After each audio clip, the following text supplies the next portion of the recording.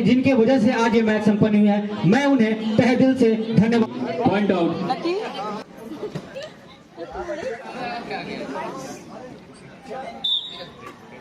और पॉइंट मिली team yellow को।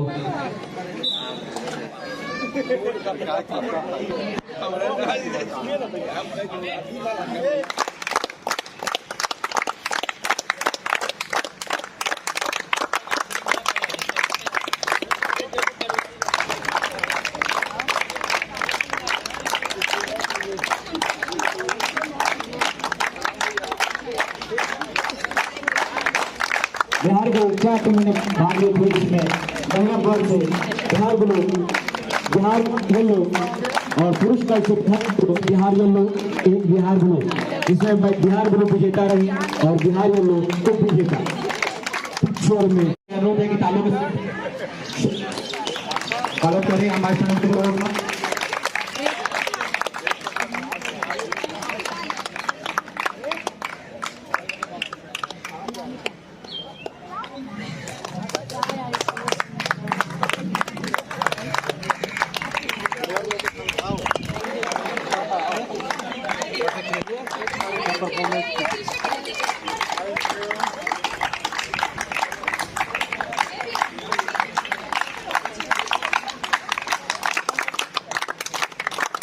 सूर्य DP Srivastava memorial international throwball championship महिला वर्ग का फिलहाल पहला मैच जो कि show match Bihar yellow versus Bihar white के बीच में खेली जाएगी, जहाँ पे बिहार येलो के तरफ से इनका खिलाने में कामयाब रहे हैं।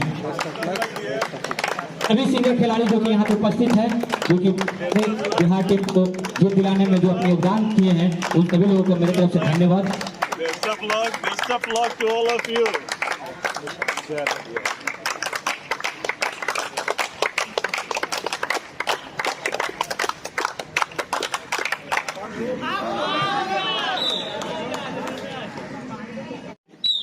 पॉइंट 4-6 एक और पॉइंट। अच्छी रॉलिंग के साथ गेंद आई और अजीत उसको जजमेंट नहीं कर पाए और बॉल के साथ साथ बैठ गए, जो कि फॉल्ट हुई। अच्छी गेंद। बिहार येलो 7।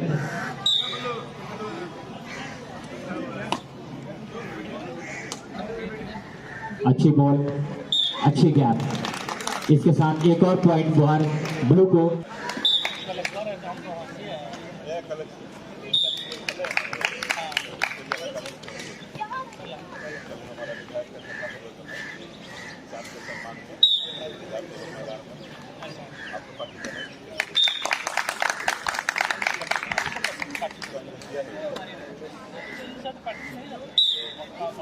आज रेंटल फ्लैट ग्राउंड में स्वर्गीय DP Srivastava memorial throwball competition कराया गया, जिसका कि आपने देखा उद्घाटन में खिलाड़ियों से विशिष्ट अतिथि गण जो है वो लोग परिचय प्राप्त किए। उसके उपरांत गेम चालू हुआ। पहली पाली में पुरुष वर्ग का गेम शुरू हुआ, दूसरी पाली में महिला वर्ग का गेम शुरू हुआ और इस तरह से पहली बार कंकड़बाग वासियों ने थ्रोबॉल देखा। आइए कुछ लोगों से बात करते हैं। डीपी श्रीवास्तव एक दिवसीय थ्रोबॉल कंपटीशन चल रहा है। पुरुष वर्ग और महिला वर्ग दोनों वर्गों में अलग अलग श्रेणी में पुरस्कार देने की योजना है। अब रह गई बात कि प्रथम बार rental flat park housing colony में ऐसा आयोजन हुआ है। इस अवसर पर उपस्थित श्री आनंद प्रसाद जी हैं, आइए उनसे कुछ बात करते हैं। बताइए ये शुरुआत कैसा रहा और आगे कैसा रहेगा? शुरुआत तो दिन दिवाली रात होली वाला हो गया है। यहाँ रेंटल फ्लैट में वन विभाग वाला बहुत ही परेशान किया गया है यहाँ के बच्चों को कि नहीं खेलो, लेकिन इन लोग के प्रयास से यहाँ खेल भी शुरू हुआ और एक अच्छा पटना स्तर पर थ्रोबॉल एसोसिएशन के द्वारा आप लोग देख सकते हैं कि एसएमएल एक मोटर कंपनी है, उसके द्वारा प्रायोजित हुआ है ये कार्यक्रम। तो इस कॉलोनी में, इस पार्क में इस तरह का कार्यक्रम अगर आयोजित हुआ है तो ये बहुत बड़ी बात है। इस हमारे बीच सुमित जी मौजूद हैं, स्वर्गीय डीपी श्रीवास्तव।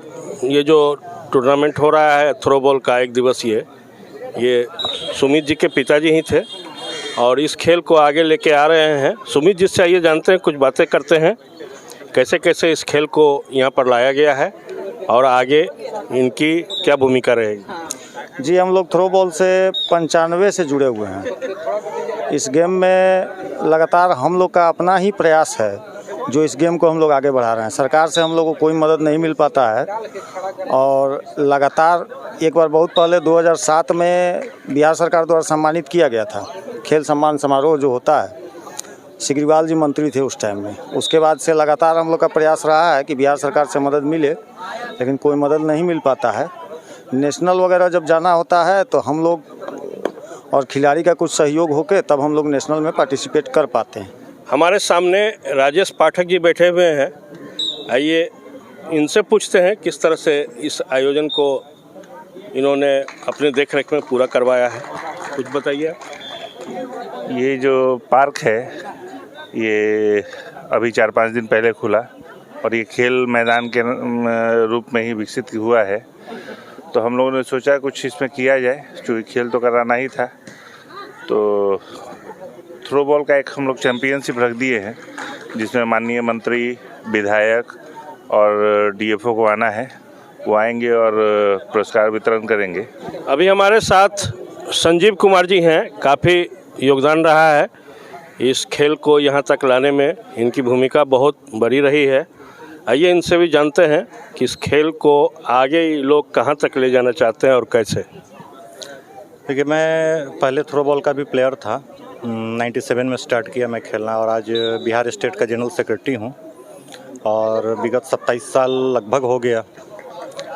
और इन 27 सालों में हमारे बाद भी काफ़ी कम से कम 3 से 4 जनरेशन के बच्चे तो तैयार हुए, लेकिन हम लोगों को कोई भी मतलब बेनिफिट नहीं मिल पाया खेलों से, खासकर थ्रो बॉल से।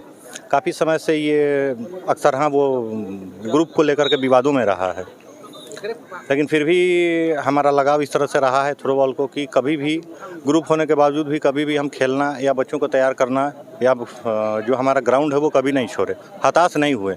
और उम्मीद है कि गवर्नमेंट आगे हम लोगों पे ध्यान देगी।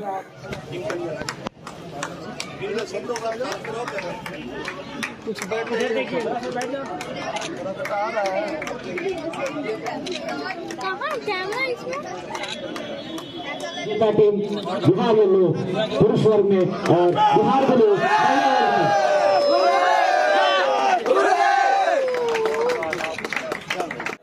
तो आपने देखा कि किस तरह से पूरे पटना के अंदर जितने भी खाली जगह थे सरकारी, जिसमें कि पार्क हुआ करता था, बच्चे खेलते भी थे, उन सब पार्कों को सबसे पहले पार्क के रूप में कन्वर्ट किया गया, बाउंड्री वॉल किया गया और कुछ दिन के बाद सारे पार्क को वन विभाग को सौंप दिया गया और उसमें कहा गया फूल पत्ती लगाइए। और उस ज़मीन को वन विभाग को देने के बाद फूल पत्ती भी लगी, सौंदर्यीकरण भी हुआ और उसका एक समय निर्धारित हो गया कि वो सवेरे खुलेगा फिर शाम में खुलेगा।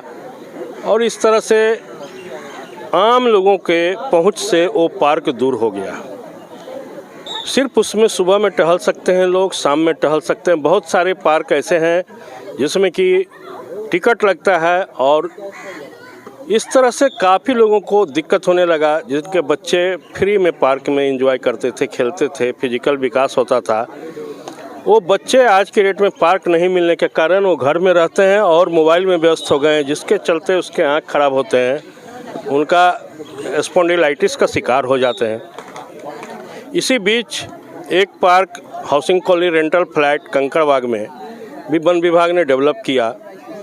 बहुत सारे पार्क को डेवलप किया गया, लेकिन एक पार्क में यहाँ के लोगों ने काफ़ी विरोध कर दिया कि यहाँ फूल पत्ती वाली बात को हटाइए, यहाँ खेलने का पार्क बनाइए। और काफ़ी विरोध के बाद सरकार ने इस बात को माना कि ठीक है, यहाँ खेलने का पार्क बनेगा। सभी लोगों ने कैसे कैसे इस खेल को यहाँ पर लाए हैं आपने अभी सुना। और आने वाले दिनों में ज़मीनी स्तर का जितना भी छोटा छोटा खेल है, सारे खेल आयोजित किए जाएंगे इस पार्क में। ग्राउंड जीरो से मैं प्रभात कुमार, बिहार न्यूज़ नेटवर्क।